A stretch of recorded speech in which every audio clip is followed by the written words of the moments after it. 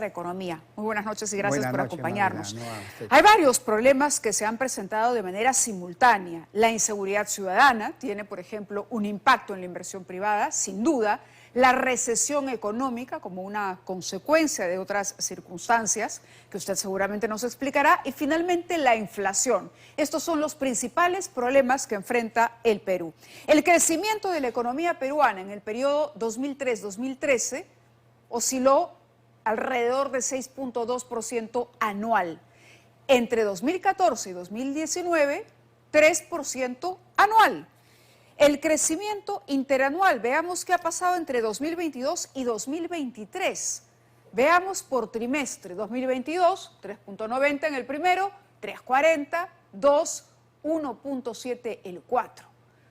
En el 2023, el primer trimestre, menos 0.40 y en el segundo trimestre, menos 0.5. La curva es hacia abajo, estamos en negativo y hacia final del año bordearemos un crecimiento de alrededor de 0, punto más o punto menos. ¿Cómo se explica esta involución en el crecimiento del PBI? Mira, Mávila, eso que acabas de decir de los tres graves problemas que estamos enfrentando ahora, inseguridad ciudadana, recesión e inflación, si no se resuelve pronto, va a crear un círculo vicioso, que es más informalidad, más pobreza, peor distribución del ingreso y la riqueza y una peor generación de oportunidades, sobre todo para los jóvenes, para que realicen sus sueños.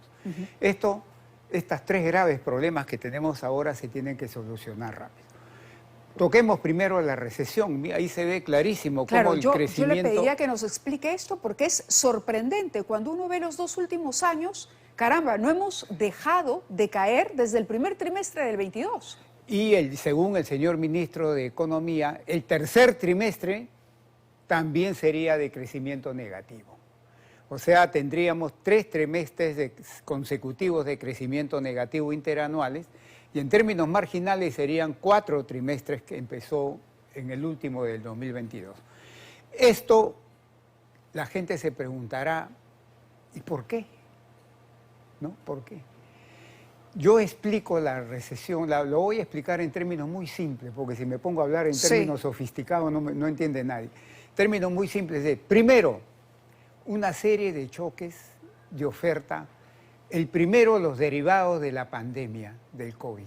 ¿Te acuerdas cuando cierran todas las fábricas, nos mandan a la casa, la producción hizo esto? Pues ¡guau! Y comenzaron a crearse una serie de problemas.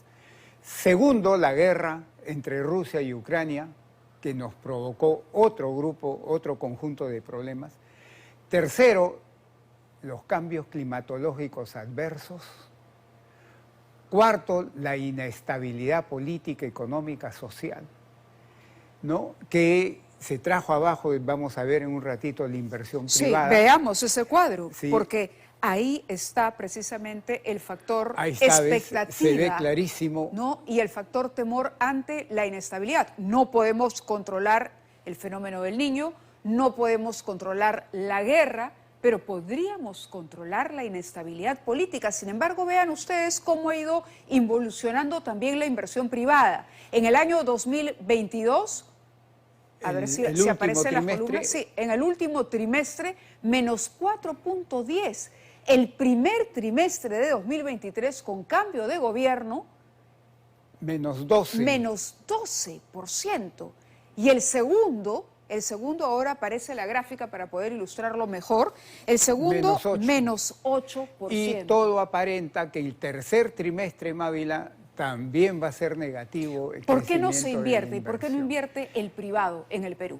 Yo explico por 3 razones. Primero, por la fuerte inestabilidad política, social e institucional que estamos viviendo.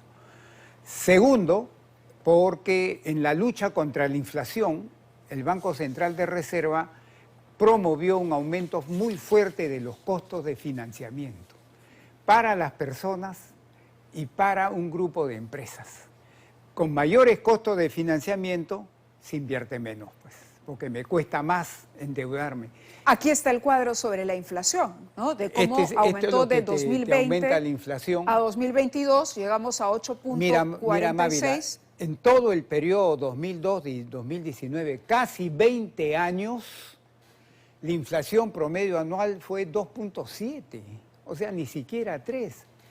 El 2020 fue 2, 1.97, El 2021 brincó a 6.4, el 2022 a 8.4, en enero del 2023 a 8.6 y de ahí se ha caído hasta el mes pasado a 4.3. Otra vez la gente ve esto y dice, oye, González Izquierdo, espérate, pero si estás diciendo que durante 20 años la inflación ha sido pequeñita, ¿por qué el 2021, el 2022 y parte del 2023 estamos encima de eso? ¿No? Acá también la explicación es shocks de oferta provenientes sobre todo del extranjero, ¿no? El COVID, las consecuencias del COVID, la guerra Rusia-Ucrania que hicieron que suba el precio de los combustibles, de los alimentos, de lo que se usa para la agricultura, ¿no? Commodities. Segundo lugar, también la inestabilidad, ¿no? Es decir, y las expectativas inflacionarias que se han empeorado. Todo esto te explica por qué nos desenganchamos de la inflación relativamente pequeña que teníamos y durante un año 2021, 2 años 2022 y todo el 2023 no vamos a regresar a lo que es una inflación normal. Pero las para cifras nosotros. tienen consecuencias en la vida de la gente Sí, y va a claro. ser muy útil el cuadro que vamos a ver a continuación para ver en ese mismo periodo de tiempo, entre 2003 y 2019, cuánto se redujo la pobreza y la pobreza extrema. Mira, recordemos que durante el 2013 y 2019 el crecimiento promedio de la economía fue superior al 6%. Y en ese periodo la pobreza cayó de 52% el 2003 a 20, o sea, cayó 54%. Se demuestra que el principal driver de la caída en la pobreza ha sido un alto crecimiento de por lo menos 6% más. Y igual con la extrema pobreza, de 21.2 cayó a 3. Pero veamos el próximo cuadro, cuando ya el crecimiento baja de 6% a 3%. Mira cómo cae la pobreza. La pobreza baja, pero baja mucho menos. Entonces ahí tenemos que clarísimo se ve que cuando el crecimiento se achica, la caída en la pobreza también se reduce. Claro, lo que quería destacar en este cuadro en particular es que el 2020 es un año especial, se dispara la pobreza a 30% por la pandemia. Así es. Por la pandemia, pero luego el empieza 2021 bajó a 26. El 2022 subió a 27.5, ahí ya se nota la recesión. Y ahora se y el anuncia un incremento 2023 va a hacia el subir más. 30%. Lamentablemente, la pobreza y la extrema pobreza, los dos van a subir más junto con la informalidad. Siempre el hubo, 2023. doctor González Izquierdo, siempre hubo factores externos que no Sí, podemos claro, controlar, sí, repito, sí. pero el modelo funcionó. 20 años, pasaron 1000 cosas afuera y hubo cambio climático también, pero seguíamos en una línea. ¿Qué ha pasado en estos últimos años que hemos hecho o hemos hecho mal? Para mí es la tremenda inestabilidad política, social e institucional. La debilidad de las instituciones, Mávila, es muy fuerte y te explica mucho de lo que está pasando hoy día en nuestro querido país, ¿no? Hablamos de pobreza, pero hablamos también del aumento de la informalidad laboral. Ahí está. ¿No? Peruanos que acceden a puestos antes de la trabajo. pandemia, como vimos en el cuadro anterior, la informalidad laboral, tú sabes que también crecimiento va aparejado con informalidad. Cuando se crece mucho, la informalidad hace eso. Cuando no se crece o se decrece, la informalidad hace esto. Mira, el 2019 llegamos a tener 72% de informalidad. El 2020 con la pandemia, 75%. El 2021, 76.8% y el 2022 bajó un poquito, pero el 2023 va a crecer fuertemente. Se va a disparar. Entonces, estamos... Mira, el mensaje que hay que sacar de esto, Por favor, Mávila, es que, y eso es un mensaje que debe llegar al gobierno de la señora Dina Boluarte. Si no se toman medidas para que el crecimiento de la economía no sea 0%, o el próximo año, como se está estimando, entre 2 a 3, más pegado al 2 que al 3, igual para el 2025, esos crecimientos, señora Presidenta, no nos alcanzan ni para el té.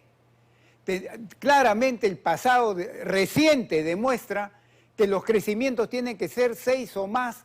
Ahí se cae la informalidad, se cae la pobreza, se cae la extrema pobreza, se mejora la distribución del ingreso, la riqueza, las oportunidades para los que quieren progresar en este país mejoran. ¿Es tan difícil entender esos políticos en general? Señora Presidenta en particular, ¿tan difícil es entender eso, dígame? A la clase política y a la corrupción hay que ponerle las cosas, a ponerle el alto, la corrupción que hemos visto en los últimos años, pero el mensaje cala para la Presidenta y para toda la clase Mávila, política. si Le agradecemos. Acaba sí, lo dejo terminar. Muy importante. En el mes de octubre, el Fondo Monetario Internacional ha sacado un estudio que te dice esto. En caso de desastres naturales, un aumento en la corrupción, ellos demuestran, provoca un mayor aumento de muertes. Así de claro. Lo dejamos ahí. Le agradezco mucho que haya sido tan directo y sobre todo tan claro para analizar las estadísticas que hemos mostrado esta noche. Vamos a ir a una pausa, pero vamos a regresar con el